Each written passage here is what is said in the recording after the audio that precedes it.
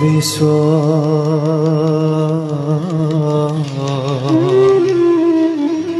কাৰো কৃষ্ণ কামকো তিজিত জগত জনকো ঘাতা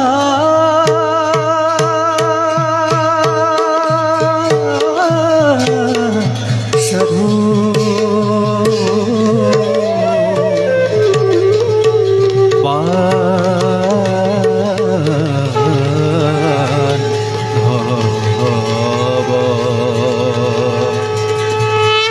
প্রবেশন রাগ সিন্ধুরা তাল এক তাল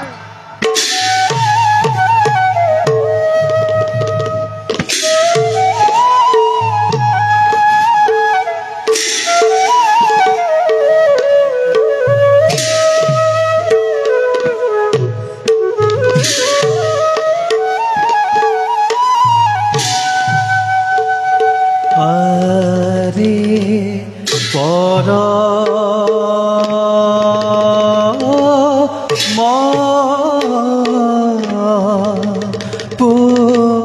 রুখ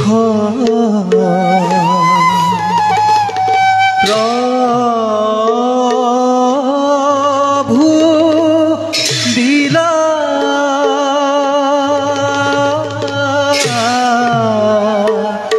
দলি হরয়ারে পর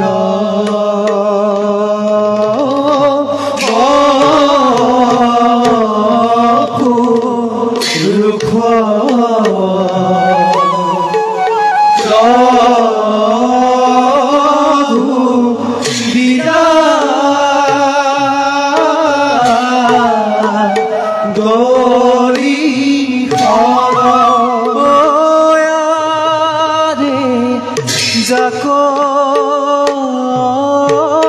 দেখি মহা সুখী হুয়ে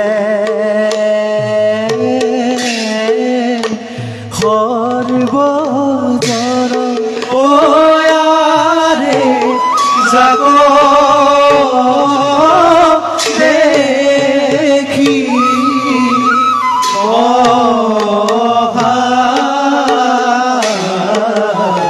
মুখী হুয়ে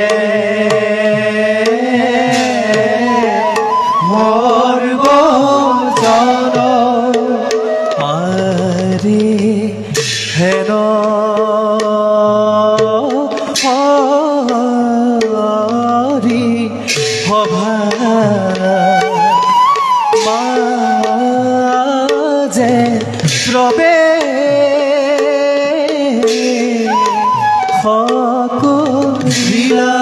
সকলিলায়ারে হেন হরি সভা মাঝে প্রবে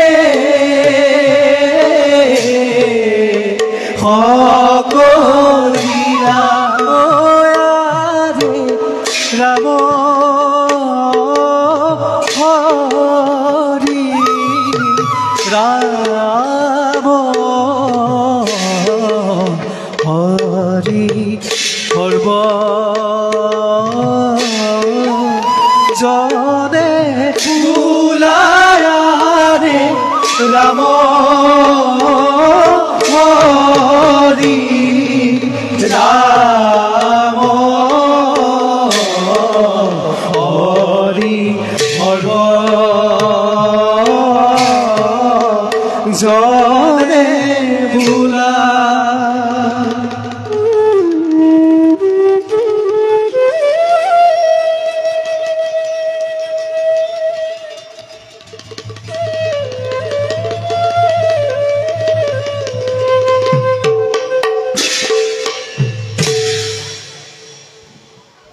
আমি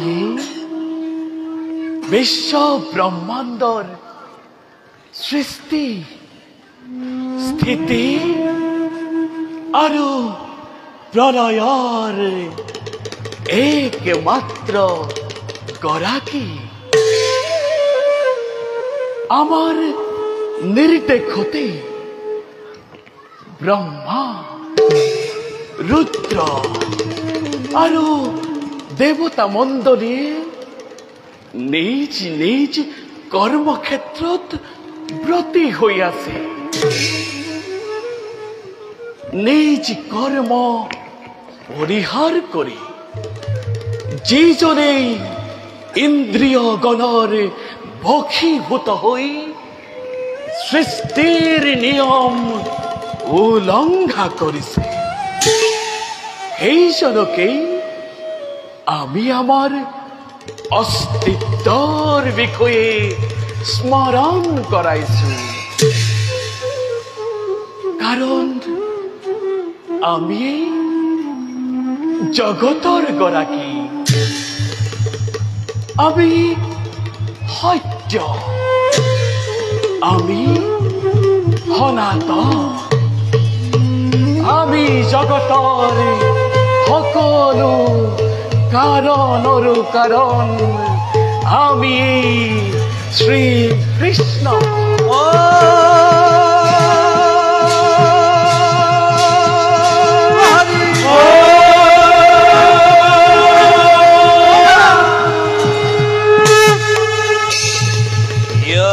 পাদ পঙ্কজ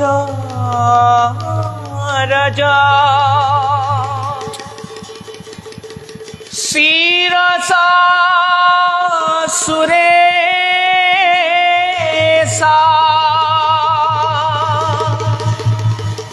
সর্বদयो দ্রিবিষ দ্রুহতি মধুরহন্তি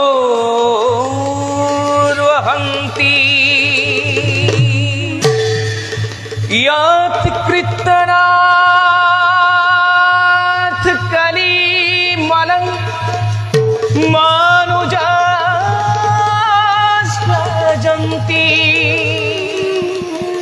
कृष्ण स्वातश्वा शरणं शरणं व्रजे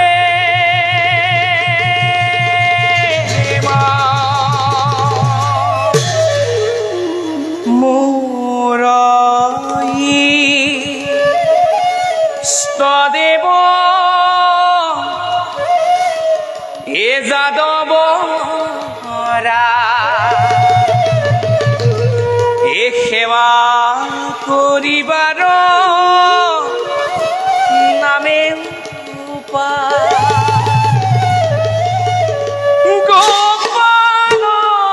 গোবিন্দ রাম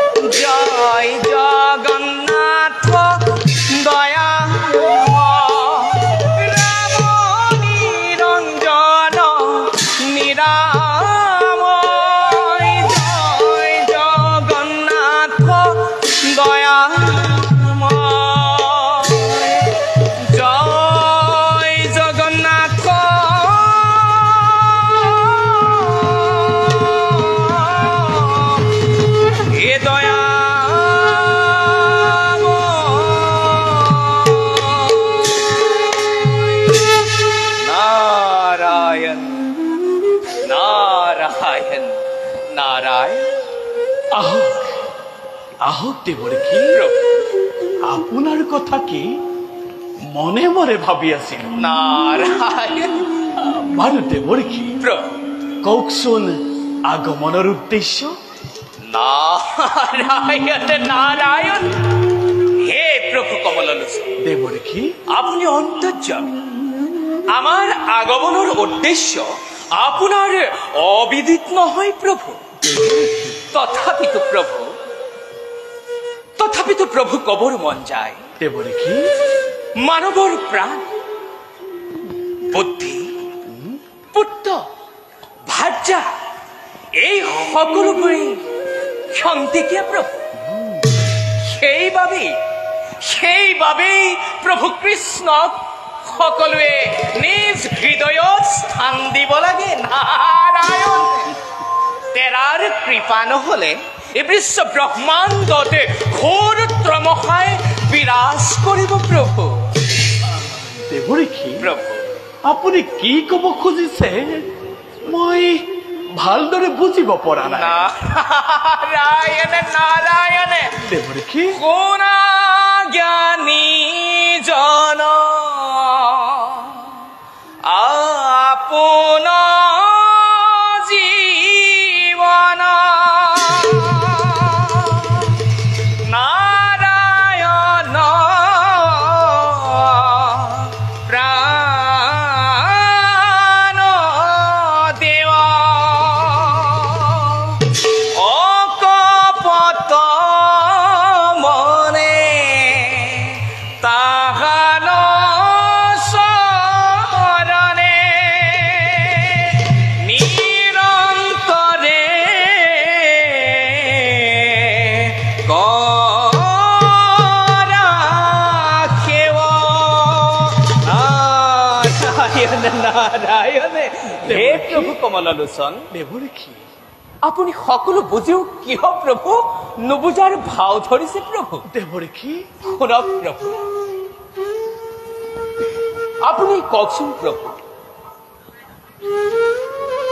এই বিবেক বুদ্ধিহীন মানৱ সমাজে কিয় বাৰু প্ৰভু আপোনাক চিন্তা নকৰি অন্য দেৱ দেৱীক পূজা কৰে প্ৰভু? দেৱৰীখি, প্ৰভু সেয়া মানৱৰ নিজ স্বাধীন। নাৰায়ণ নাৰায়ণ অৱশ্যে আমাৰ প্ৰকৃত ভক্তসকলে প্ৰভু কেতিয়াও অন্য শক্তিক পূজা নকৰে। আপুনিতো জানেই দেৱৰীখি, প্ৰভু নানান কঠিন পৰীক্ষাৰ পাছতো আমাৰ পৰম ভক্তসকলে কেতিয়াও ভক্তি ধৰ্মৰ পৰা বিচলিত নহয়। নাৰায়ণ ইয়াৰ অনেক উদাহৰণ মানৱৰ জ্ঞাত। তথাপি নাৰায়ণ প্ৰভু, তথাপিতো সেই মানৱগণে কিয় আপোনাক সত্য জ্ঞান কৰে এই কথা ভাবিহে প্ৰভু? দেৱৰীখি, নাৰায়ণ নাৰায়ণ হে প্ৰভু, দেৱৰীখি, আচল কথাৰ উদ্দেশ্য কৰবাতেই থাকিল। আচল উদ্দেশ্য হয় প্ৰভু, বেকত কৰক। শুনক প্ৰভু, এক কন্যাপুৰৰ মহাপ্ৰতাপী ৰাজা বান, মান যি একান্তই প্ৰভু শিৱৰ ভক্ত, দুই হাতেৰে চাপৰি বজাই ওম নম শিৱায়, ওম নম শিৱায়, ওম নম শিৱায় বুলি কেৱল শিৱকেই কৰিছে আৰাধনা। আৰু প্ৰভু আৰু অলপতে সন্তুষ্ট হোৱা মহাদেৱেও প্ৰভু যিবোৰ প্ৰদান কৰিব সেই প্ৰভু সেই কথা ভাবিহে দেৱৰীখিৰ ভয়ৰ কাৰণ হেনো বুজিলো। নাৰায়ণ নাৰায়ণ প্ৰভু, দেৱৰীখি, বৰ লাভ কৰাৰ পাছত পাছত এই তেওঁৰ পিতৃ বলি প্ৰভু যাক আপুনি চলনাৰ নাক পাখেৰে বন্দী কৰিছিল প্ৰভু, দেৱৰীখি, নিজ পিতৃ বৈৰিক বিচাৰি বিষ্ণুকেই বিচাৰি ত্ৰিভুৱন কৰিব চলাত। আৰু প্ৰভু দেৱৰীখি, আৰু প্ৰভু আপোনাকে বিষ্ণু বুলি ভাবি নাৰায়ণ নাৰায়ণ হে দেৱৰীখি, প্ৰভু এই সকলোবিলাক সময়ে নিৰ্ধাৰণ কৰিব। নাৰায়ণ হয়তো এখন মহা যুদ্ধৰ আয়োজন হ'ব। নাৰায়ণ নাৰায়ণ প্ৰভু, দেৱৰীখি, আমি অৱশ্যে অন্য এটা কথাহে ভাবিছো। কি কথা দেৱৰীখি? এই বানৰজাৰ দেশখন বোলে এই দ্বিতীয় দ্বাৰকাপুৰ প্ৰভু। দেৱৰীখি, এনেহেন দ্বাৰকাপুৰ এখন চাবলৈনো প্ৰভু কাৰ মন নাযায় নাৰায়ণে? সেইবাবেই ভাবিছো প্ৰভু মই প্ৰথমতেই সেই বানৰজাৰ দেশখন পৰিভ্ৰমণ কৰি তাৰ সবিশেষ প্ৰভু আপোনাক জনাওঁ। অতি উত্তম দেৱৰীক্ষী, নাৰায়ণ। আমিও পৰম আগ্ৰহেৰে আপোনাৰ আগমনলৈ বাট চাম। হে প্ৰভু কৰোণা সাগৰ, দেৱৰীক্ষী, এবে আমি বিদায় হেৰি দিছোঁ। ভাল দেৱৰীক্ষী। পৰম পুৰুষ পুৰাতন পাপী পাৱলা ঈশ্বৰ দেৱ ব্ৰহ্ম ৰুদ্ৰ আদি দিগপাল যাকু কৰত নিত্য সেৱা ৰক্ষ ৰক্ষ বিপক্ষ লক্ষ লক্ষ ক্ষয়ংকাৰী দুষ্ট দৈত্য দানৱ দলন দীন দৰিদ্ৰ দুখ ভয়কাৰী নমো নাৰায়ণ এ সংসাৰ কাৰণ এ ভকত তাৰণ এ তোমাৰ শৰণ